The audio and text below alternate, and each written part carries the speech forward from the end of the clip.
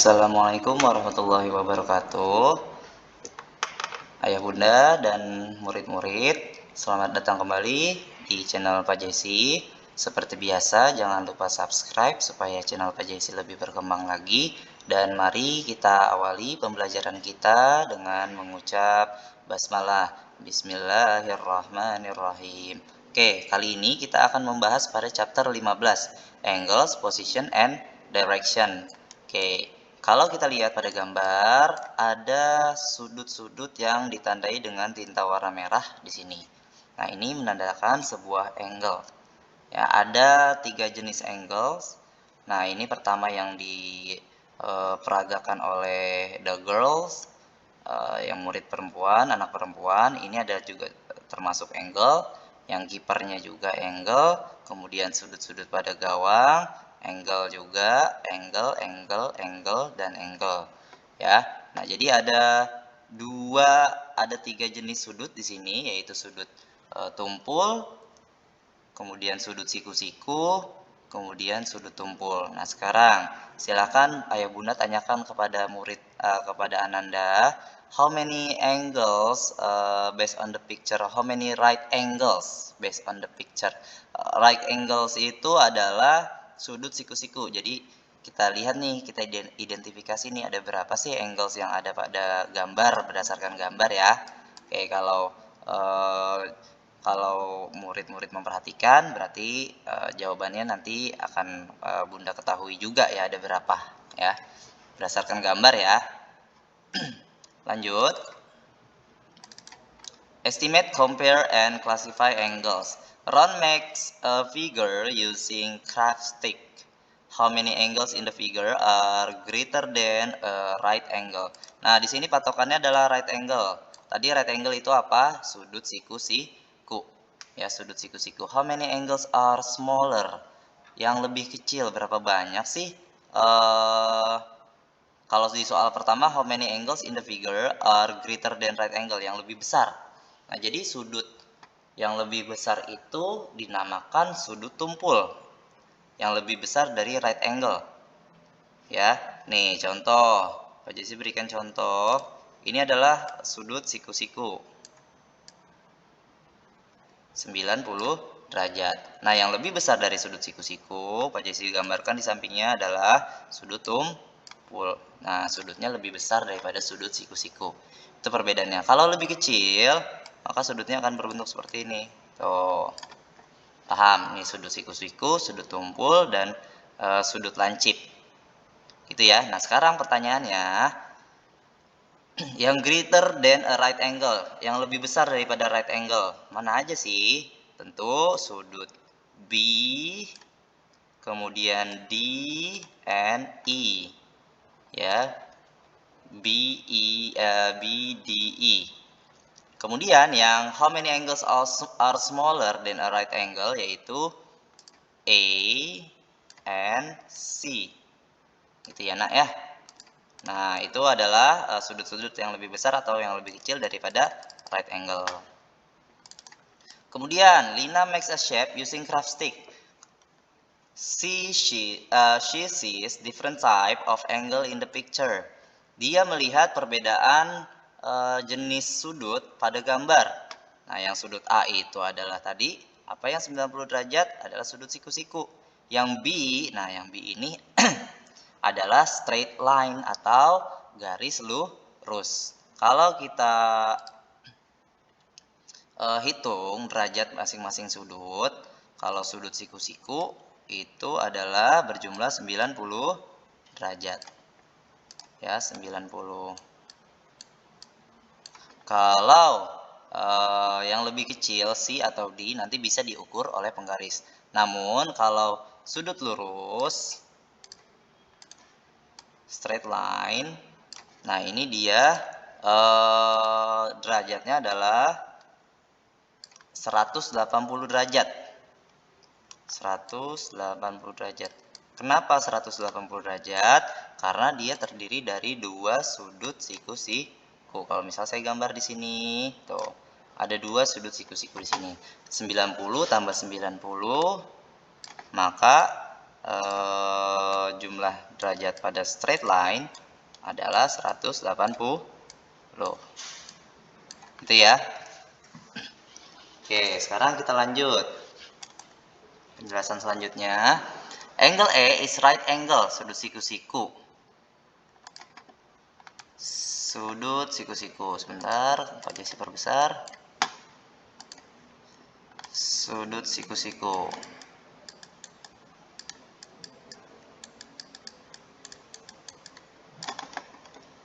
We mark a right angle using a square. Angle B is a straight line. It is equal to two right angles. Sama saja dengan dua right angles. Angle C is, oke, ini smaller atau greater? Nah, angle C is greater ya, greater daripada right angle. Jawabannya adalah greater. Karena lebih besar tuh sudutnya. Angle D itu lebih kecil, maka jawabannya adalah smaller. Smaller than a right angle. Lanjut. Nah, sebutan untuk sudut tumpul adalah obtuse angle and acute angle. Ya, mohon maaf kalau pronounce-nya kurang ya, seperti ini ya. Nah, ini obtuse angle dan acute angle. Nah, kalau yang acute angle adalah sudut lancip. Kalau yang obtuse itu adalah sudut tumpul.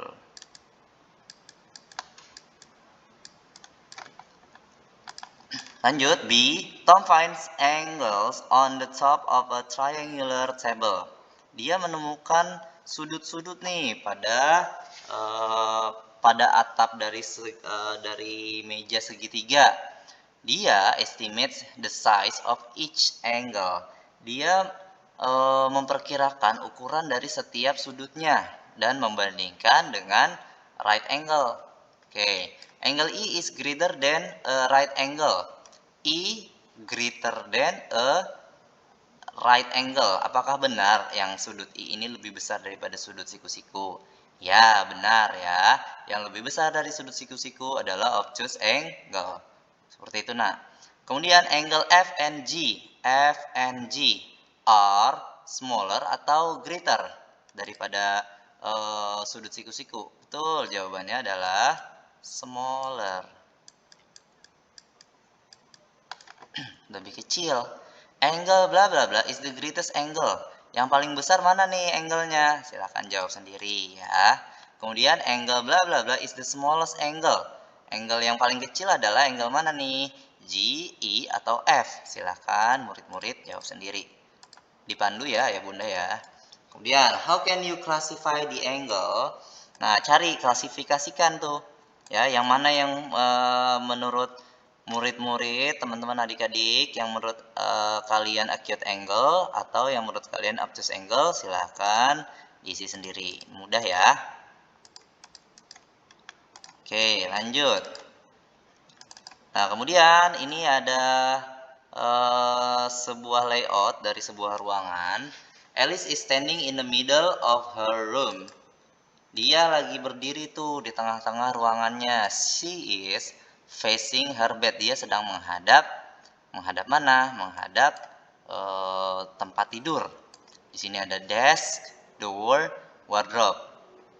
Nah, di sini perintahnya a quarter turn is equal to a right angle or 90 degrees. Nah, dia akan melakukan sebuah putaran, seperempat putaran. Ya, quarter turn itu adalah seperempat putaran. Dia sama saja dengan seperti right angle. Kalau di pramuka itu sama saja dengan hadap kanan gitu. Nah, di sini quarter turn clockwise. Clockwise ini searah jarum jam. Kalau ditambahin anti clockwise itu berlawanan arah jarum jam. Seperti itu ya bunda ya. She will face the wardrobe. Dia akan menghadap wardrobe kalau dia membuat quarter turn, satu kali quarter turn clockwise. Ya benar dong, dia akan menghadap wardrobe karena dia akan berputar satu kali nih ya. Dia akan menghadap sini. Oh. Sebentar, salah. Dia akan menghadap sini. Oh. Kalau dia melakukan satu kali quarter turn. Lanjut. Kalau dia melakukan satu kali quarter turn, kalau dua kali quarter turn, maka dia akan menghadap ke door. Ya. Nah, kalau dua kali quarter turn, yaitu sama saja dengan half turn. Ya. Misal, dua kali quarter turn sama dengan satu kali half turn. Oke. Sekarang, kalau misal si Alice ini melakukan 4 kali quarter turn,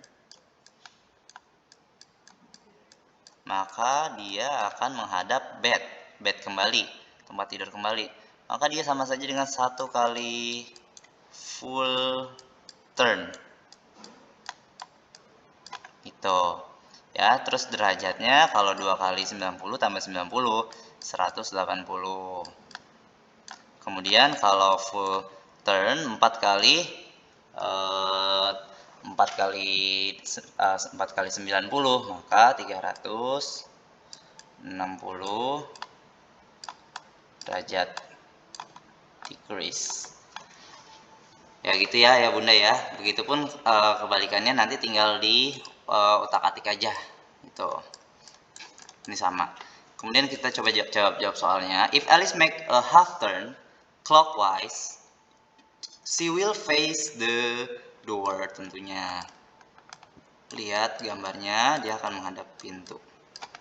A half turn is equal to 2 right angles. Dia sama saja dengan 2 kali sudut siku-siku, maka decrease-nya adalah 180. Tuh, 1, 2. Lanjut. If Alice make a 3/4 turn, jika dia membuat 3 kali quarter turn, maka she will face the desk. 1, 2, 3. Gitu ya. Logikanya dimainkan saja. Ayah Bunda juga tolong bantu diperagakan, boleh menggunakan role model. Berarti dia akan menghadap desk. Karena 3 kali quarter turn. Derajatnya 90, 90, 90, 270. Loh. Lanjut. If Alice make a full turn clockwise, maka she will face the bed again. Dia akan menghadap tempat tidur lagi. A full turn is equal to 4 right angles or 360 degrees. Sama saja dengan 360 derajat. Oke, semoga paham sampai sini. Kita lanjut ke materi selanjutnya. Nah, kita identifikasi nih, classify the angles in the figure, write the letters. Nah, acute angle tadi itu adalah sudut lancip. Mana aja sih? Tentu L, kemudian O. Kalau obtuse angle itu ada N dan M. Gitu ya nak ya, mudah ya. A half turn clockwise is equal to berapa degrees nih? Kalau a half turn, maka kita tulis 180 degrees, 180 degrees. Karena half turn ini sama saja dengan 2 kali quarter turn, 90 tambah 90. Ya, atau setengah dari full turn, yaitu 180. Kalau full turn itu kan 360.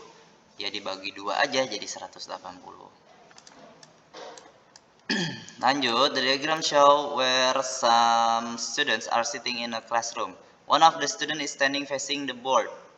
Oke, when the students turns, ketika murid berputar 270 derajat, sama saja 3 kali quarter turn nih. 1, 2, 3.